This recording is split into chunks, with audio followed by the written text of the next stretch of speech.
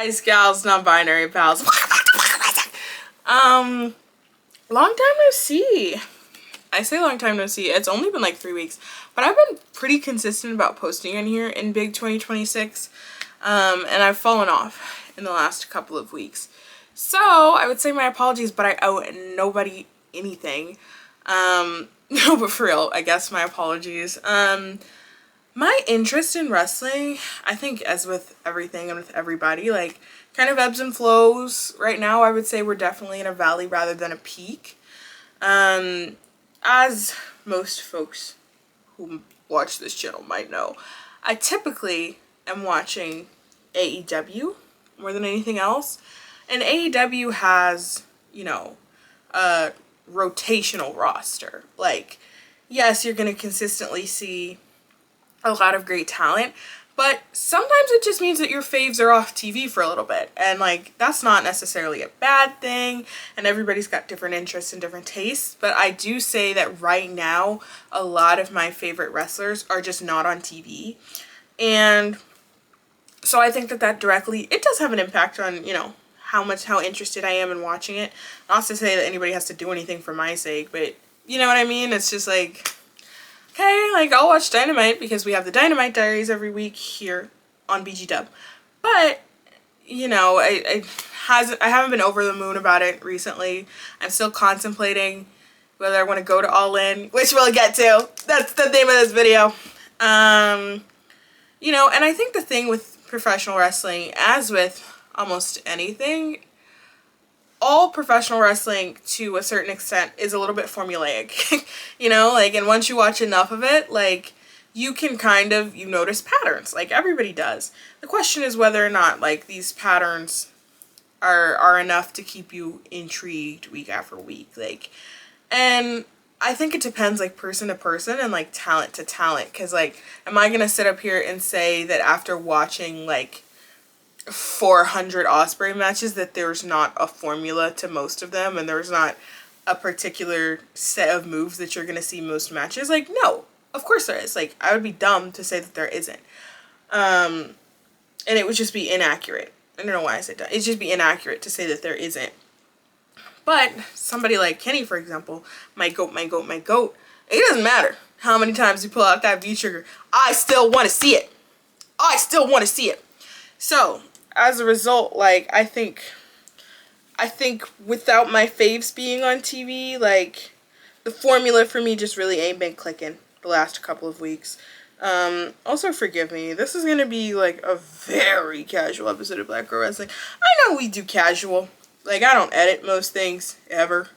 This is gonna be, like, the most casual. I was gonna do a get unready with me, but then I was like, what the fuck would I do without a sink? Like, is that a stupid thought process? But I was like, I need, like, whatever, doesn't matter. But makeup is off, glasses are on, we're gonna do a little face masks, maybe some acne spots. It's that kind of day, babes.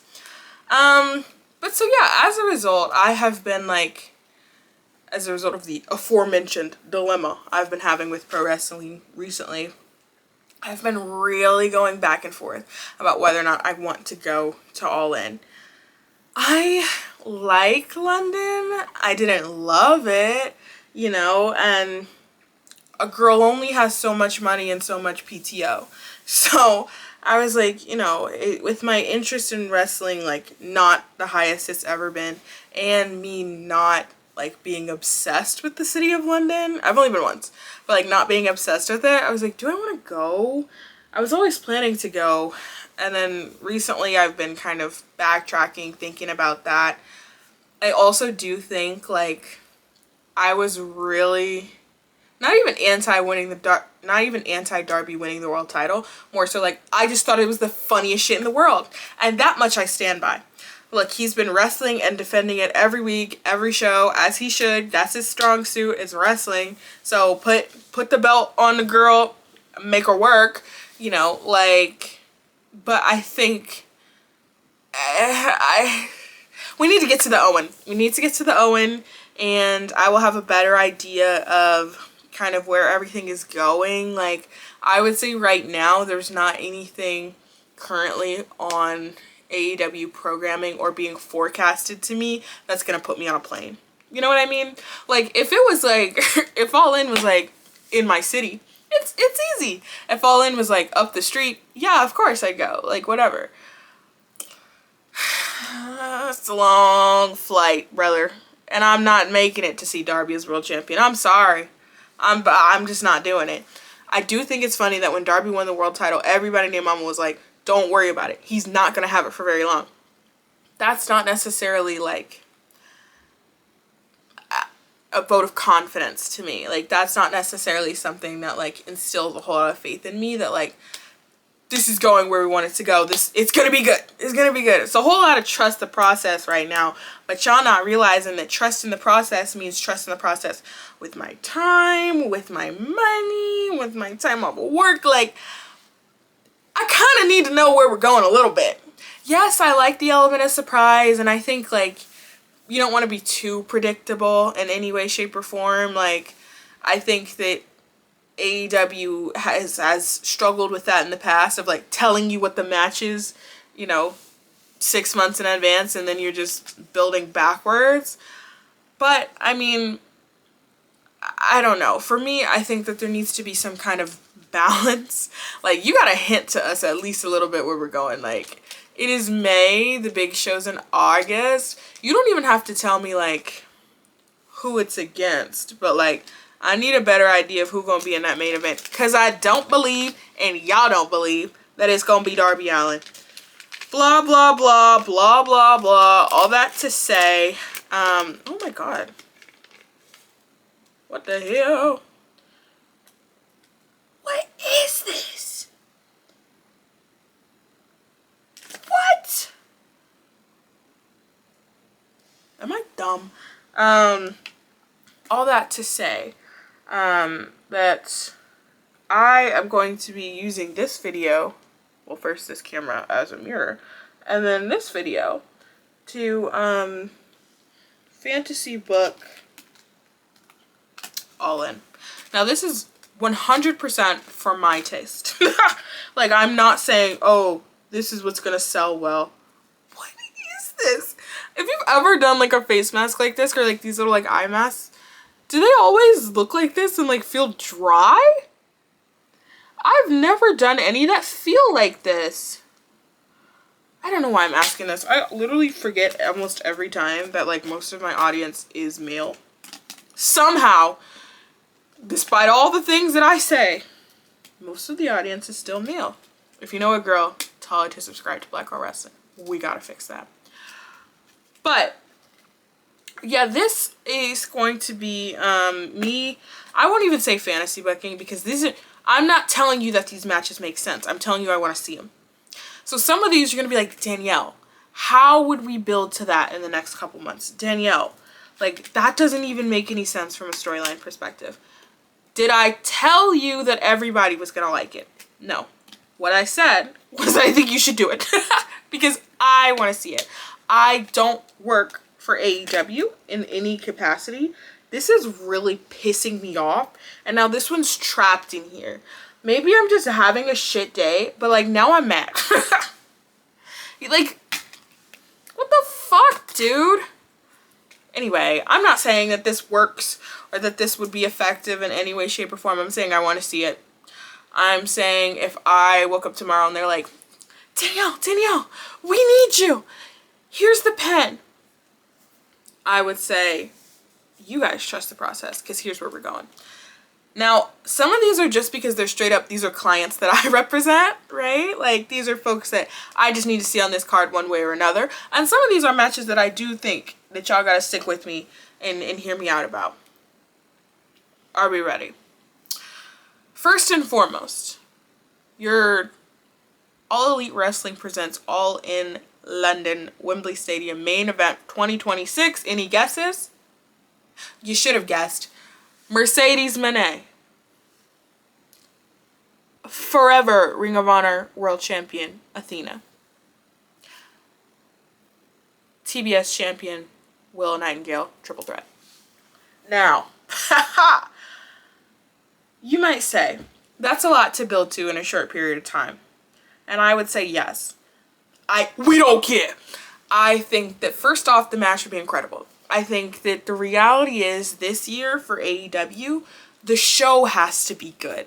Like, I feel like the first time they ran Wembley, it was a lot of like, yo, happy to be here. You know, like, we'll give you some really fun stuff. Everybody's gonna be so over the moon because there's 90,000 bitches in there. Like, it's going to be all about the vibes. This one needs to be about the belt to belt, in my opinion. So there might be people in here that you're like, Danielle, why aren't these people featured? Or that wouldn't make any sense.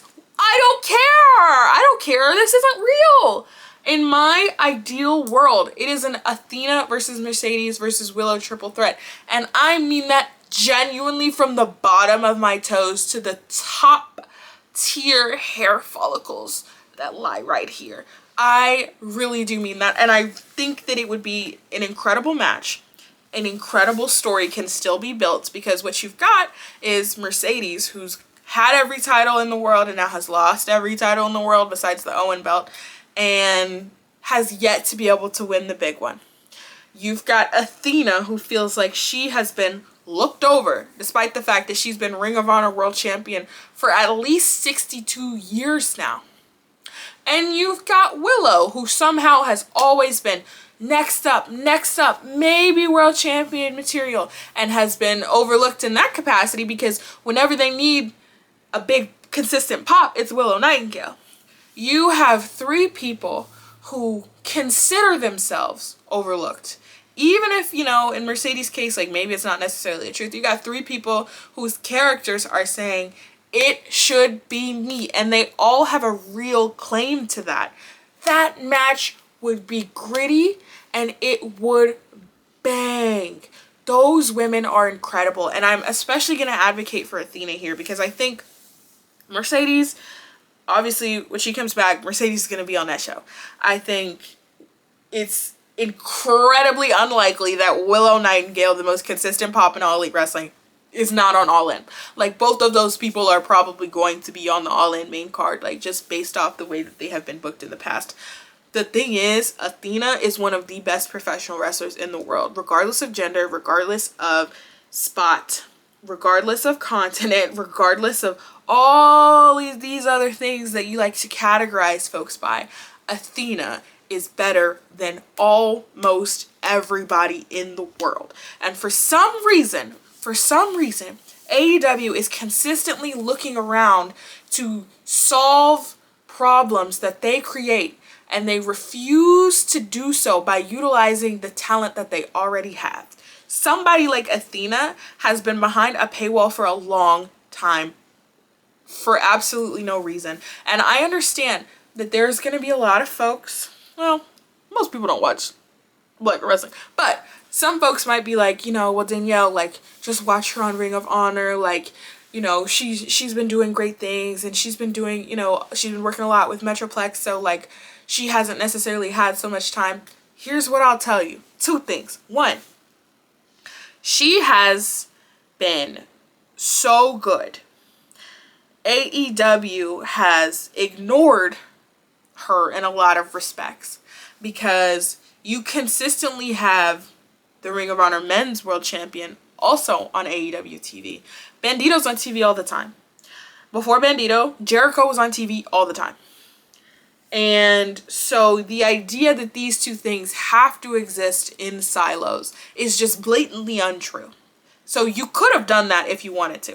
And you're gonna be like, oh, Danielle, she has appeared a couple of times, and then she's gone back. And the thing is, like, with Ring of Honor too, like, let's really get into it, because the way that people talk about ROH, I understand it. And they'll be like, oh, if you want to complain about the way AEW books the women's division, like, watch Ring of Honor. There's so many incredible women on Ring of Honor. Which is true, and everybody should watch Ring of Honor. Like, I love Ring of Honor. What I'm also saying is that AEW, you should be able to tune into AEW and still also see consistent, strong booking from the women's division, still also see the best in the world. You pick and choose when these people go these places all these different times. Like, you could choose to have Athena on TV more. I'm not satisfied, especially when she has been vocal about saying that she wants to be there more. All of this would be a moot point if she was like, I prefer just being in Ring of Honor. Like, I got a lot of stuff going on, which she does. You know, like, y'all don't worry about it. Like, it's all good. It's all whatever. She has not been saying that. She's been saying, hand me the ball, coach. And y'all keep running around trying to recruit from other teams. You have a QB1. You've got 3 potential QB1s in those people that I named for this triple threat. So I think it would be an incredible match. And I am going to continue to advocate for Athena to be on All in a very bright spot, because she deserves it. She deserves it. Don't piss me off. Like, so we're off to such a positive start.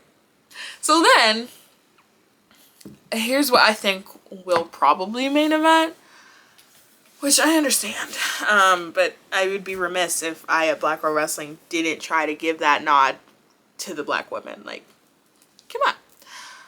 William Peter Charles Osprey versus Kenny by God Omega. I know that there's been a lot of conversation about how we get to this match. Like, honestly, I think that there's a great deal of AEW fans who are just wondering how. Not who, not if, not when, just how do we get there? Because I think realistically, like, and similar with the women's world title match I just booked, there are very few brand new pops left for AEW to pull. One of them is going to inevitably be when Willow Nightingale wins the Women's World Championship. My ears are already screeching. Like, I could just feel it. The energy, the vibe, the tears coming down my face. Like, that is going to be a generational pop of all time.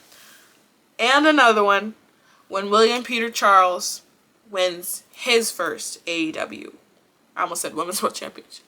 I think it's the world's easiest booking decision to do it in London. I just don't really see a world in which you don't do that.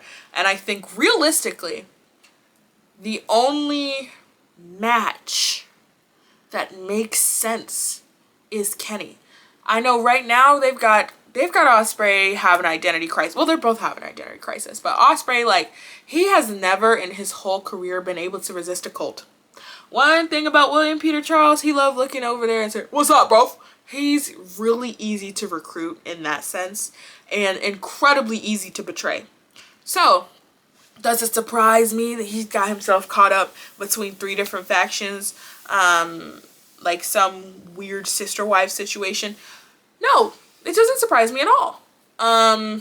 Do I know how we get out of it? Potentially, because what I would do is, if I, obviously, if I was in charge, you do this whole, you know, Osprey, I didn't think I could do it, and then I found you guys, but guess what, I still couldn't do it, and then I found you guys, and I still couldn't do it, and then I found you, and then I still couldn't do it. You know what? The answers are all inside of me. Because all he's got to do is believe. That's what I would do. I would give William Peter Charles a full High School Musical 2 redemption arc, where he's like, matter of fact, I need to lock in, and like it needs to be about me. Like, I've got to make it happen. And I would put him against a Kenny who got his pep talk from William Peter Charles. And I would have Kenny do the opposite. I would have Kenny say, you know, I've been trying to do this all by myself this whole time, you know, like, since I really came back, and like, what I really need is a family. And I would bring back elite melodrama. That's what the fuck I would do, huh? Yep. So I would have Kenny with his newly refound family, and Osprey lone wolf. And I would have Kenny as world champion going in, Osprey winning the belt at Wembley, and a generational pop of all time. Me, myself, and I, it's all I got in the end. That's what he found out. Guys, I think that's good. Like, I don't know what they're actually gonna do, but like, to me, why mess with the winning formula? Like, everybody loves those Osprey Omega matches, and I have heard people slandering my GOAT, talking about, oh, Kenny match versus MJF was not that good, and Kenny match versus... Kenny above anything else is a drama queen. She lives for the moment, right? Like, she wants the applause, and I love it. I bite every single time. And what he wants you to do is to be invested in his journey, invested in the journey of the world title, whether he's in it or not, invested in his journey as a character. Like, it's very much like, feel it along the way, but enjoy the ride. And he was going to always lose that match with MJF. No, that was not Kenny's best match ever. No, that's not the best match that Kenny can do right now. We've seen him do better matches for right now. That was the style of match that fit that narrative. And 9 times out of 10, when people say shit like that, they bullshitting. And it's because their faves just can't go. I don't have that problem because my fave is the GOAT. So I've seen him do this before. I've lived it. I've laughed it. I've loved it. So I'm not concerned about that in any respect. The match will inevitably be fantastic. And oh my god, I can feel the energy, bro. I can feel it. Okay, then there's the next one. No, this is my first example of like, Danielle, that's not gonna happen. But it could be so good. Pac versus Bandido. I don't know why. I don't know how we get there. Maybe a Brody King, John Moxley feud that kind of leaves them friendless and feud. I don't fucking know. I don't care. I'm not the person that has to figure it out, okay? I'm giving you the magic formula. Like, just put 2 and 2 together because the match would be incredible. Y'all know I am a Bandido shooter. I'm 100% a Bandido stan. I think that all professional wrestling is better when Bandido is there. I think he's creative. I think he's fun. And I love him down. And I think that Pac is one of the most underrated professional wrestlers in the world. And I have said this for years, and I've fallen on ears that will not listen. And I just refuse for that to continue to happen. I feel like every time he's given a real viable opportunity, he's able to completely take advantage of it and then does not get anything on the back end. I was also a firm believer that the Death Riders would have been a lot more interesting had Pac been the leader. We had already seen John Moxley be world champion 3 times over. This is no tea, no shade against Mox, obviously. I'm just like, it could have been Pac. We could have done something fresh, something new, something innovative. And he's always being overlooked. Even when people look at the Death Riders, they're like, oh yeah, Claudio tweaking. He's great. He is great. But you know who else is great? Pac! He's got such incredible body control, and he has been able to keep himself relevant and agile, regardless of the changes that take place for him athletically, regardless of injuries. And he's so important to the overall landscape of pro wrestling. If you let me get off my high horse and just tell you that I want Pac versus Bandido, and I want it on my desk ASAP. Fucking P. Thank you. Next, I think, is an obvious one. If Kyle Fletcher can go, love you, Protostar. Please come back. Please heal up, rest well, and come back. We are so excited for you. I know professional wrestlers get so nervous when they get injured because they're like, nobody's gonna hold my spot, like everybody finna move on. We're staying right here, Proto Go. Ain't nobody moving. Ain't nobody moving for you, girl. Okay, so you take your time. But if the Protostar can go, world's easiest match to book is Kyle Fletcher versus Kevin Knight. Kyle Fletcher, Kevin Knight, Pierce. And I had said before Kyle Fletcher got injured, he had been kind of playing a very... They had put him in a position where he had been really fighting veterans. He had been interacting with veterans. And I had been saying for a long time, like, Kyle Fletcher needs ops his own age. Like, he needs enemies that are familiar with a Nintendo DS. Like, he needs enemies that listen to Gracie Abrams. And I'm not saying I think Kevin Knight listens to Gracie Abrams. What I'm saying is he's of the demographic that might know who that is. Like, if you tried to tell Adam Copeland about, what's the most 21st century thing I could think of? I don't know.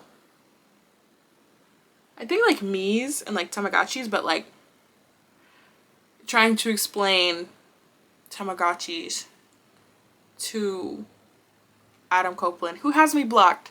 So this makes no difference to me. Or FTR, like trying to explain the concept of heated rivalry to FTR. I actually think they would like it. I actually think that they could learn a thing or two from heated rivalry. But what was I talking about? Kyle Fletcher needing enemies his own age. Kyle Fletcher versus Kevin Knight. I think you have two young folks, both under 30, who have been so good on AEW TV, so consistent and so relied upon so frequently that I think that it's just a natural feud. Also, you have the built-in fact that Kyle had to vacate the title, and who wins it after? It's Kyle Fletcher. No! Kyle Fletcher did not drop the title to himself. He dropped it to Kevin Knight. But obviously, you know, like, he vacated. Guys, I don't know what's going on today. It is about 2:31 a.m. and I'm starting to not make no damn sense. So, what I mean to say, let me articulate. I believe that Kyle Fletcher, the Protostar, should face Kevin Knight, the Jet, at All Elite Wrestling's Wembley Stadium show, All In. Thank you. I think that's super easy. TNT belt on the line. Like, next. Takeshi Okada 3. If you don't do that, we have all... How we spend our minutes is how we spend our lives. If we don't do that, I'm literally thinking, like, that there's something wrong with you. There's something not quite right. Does anybody know that TikTok sound? Anyway. It simply must happen. I know that we're getting the second iteration of it at Double or Nothing. It feels like a match that we have been putting off at first with intention, and now it feels like we're kind of having to pull the lever cronk. But if you don't do it at All In, I think that we will have wasted a lot of Takeshi's time. A lot of Takeshi's time.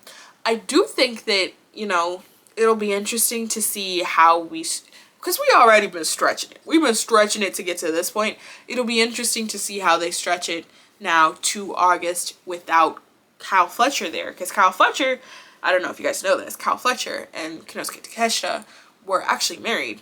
And then Homewrecker, Kazuchika Okada, comes in, tries to woo Kyle Fletcher away, and we actually never got a firm answer as to whether or not there was any adultery taking place.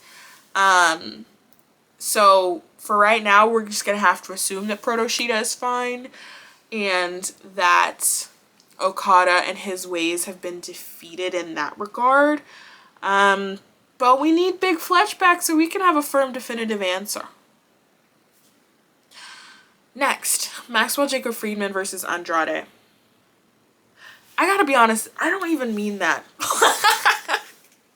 Like, the reality is, though, I'm like looking at this and I'm saying, like, we could do that match. Like, why not? Sure. It would be very good. Like, we know that. We've seen it. We know that would be very good. I just don't really quite know what to do with either one of them. So that's what I landed on. I'm willing to take feedback. I just didn't want to leave them off. So I said, fuck it, hit each other. I don't know. Same with Swerving Cowboy. That's all reliable right there. I don't actually think that I want that. So maybe we switch those combinations. We can do, like, MJF has fought everybody. That's the thing. It's like, I don't know. Maybe I would have Swerve fight Andrade, but Hangman and MJF, like, maybe we run back the stip that Hangman can ever challenge for the world title. Although I don't really understand how that would work because MJF's not world champion, and in my perfect world, he's not getting it back. Do I believe that that will happen? Yes. Do I wish that I didn't live in this current booking timeline? Also, yes. TLDR. Those 4 people, I don't know. Figure it out. I'll wait for a vision to come to get us sorted. Brawling Birds versus Divine Dominion. Very similar to the Takeshita Okada match.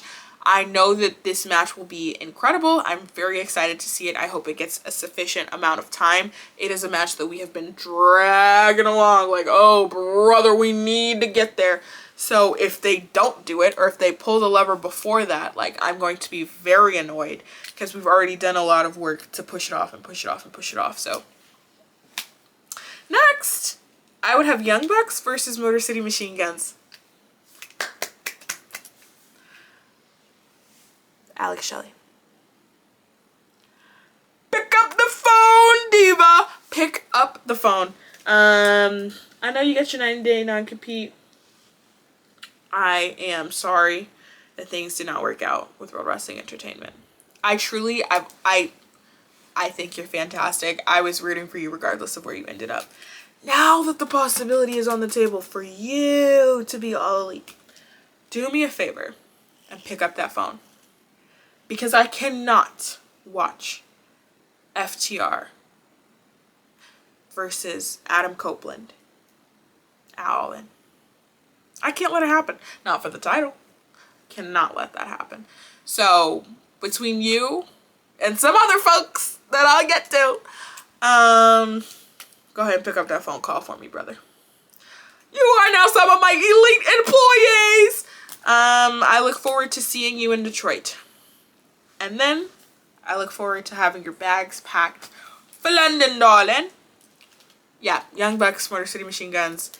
I know a lot of people also want the New Day in that match. And I'm not against that. If I had to have that, what am I gonna do? Complain? No. I just offer a different perspective.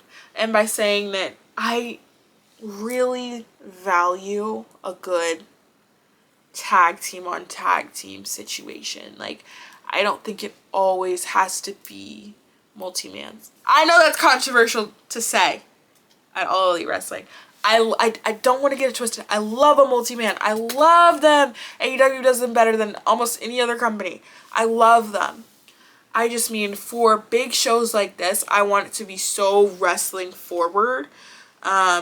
And since I'm already anticipating a gauntlet of some sorts to get the rest of these people on TV too, like, why can't we just have a good old-fashioned classic tag team match? We don't need no tables, no ladders, no chairs. Ballers. That's all I want out of that one. Ballers. Next, what would I do? Well, if we're reviving the tag division, then that means we should also call your good friends the New Day. I don't know why I said it like that. The New Day. Why can't I say it normal now? the New Day. Now everything sounds weird. Guys, it's too late. This is what happens when I have half an idea at 1 a.m. and I'm like, oh, I haven't posted in so long. I hope people still know that I have this password. And also, you want the God's honest truth. Actually, I'm not going to tell you that. The internet is public and permanent. I would have the New Day fight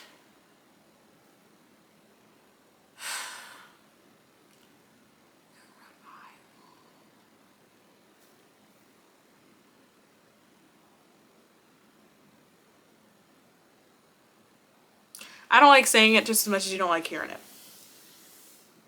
The reality is, like, there's no way the FTR doesn't get on this card. I can't have them competing for the title anymore. I can't legally allow that. Actually, no, you know what? I don't need FTR there. I'm subbing out FTR for the Hurt Syndicate. Thank you. Thank you. That's actually solved. We did it, Joe! We kept Dax Harwood off the show! You know what? Hell yeah. I like that so much better. New Day versus Hurt Syndicate. And then on the pre-show, I would do Queen Aminata versus Maya World. Two incredibly deserving clients. Actually doesn't have to be on a pre-show. This is my fantasy book show. Semi-main event. Aminata, Maya World. Thank you. And you know what? My fuck it if I really... Because now we're just talking. What the fuck? Who cares? Speedball, Katsuyori Shibata, Rio.